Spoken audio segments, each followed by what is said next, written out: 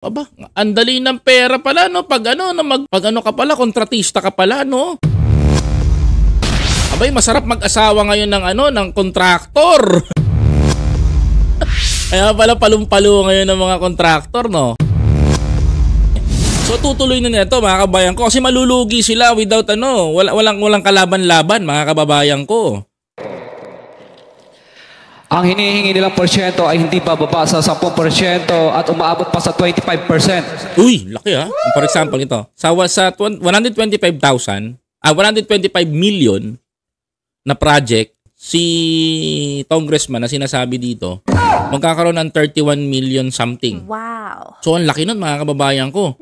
So, yung 125, bawasan mo ng 31, magiging 94 million pesos na lang.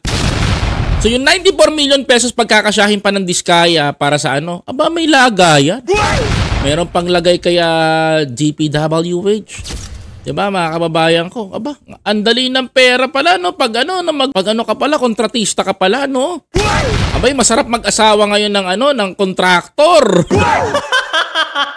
Masarap pala mag-asawa ng kontraktor, hindi na pala matandang mabilis mamatay. Kontraktor na lang. Abay, palong-palo kaya pala.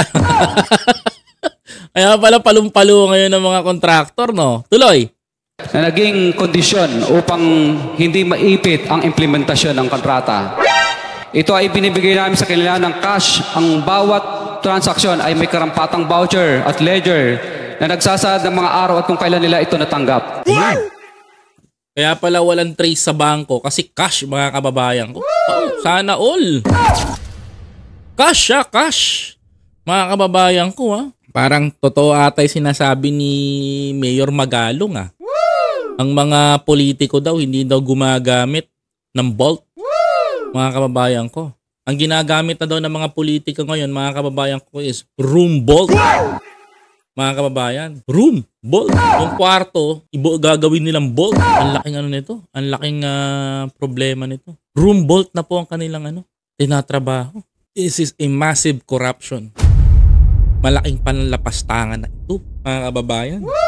Spurs. Ilan sa kanila ay sina Terence Calatrava, former Undersecretary of Office of the Presidential Assistant of the Visayas of the Philippines. Oh my God, mga kababayan. Ano to? Grabe to, ha. Hindi normal tong inaano nila, ha. Nilalaglag nila.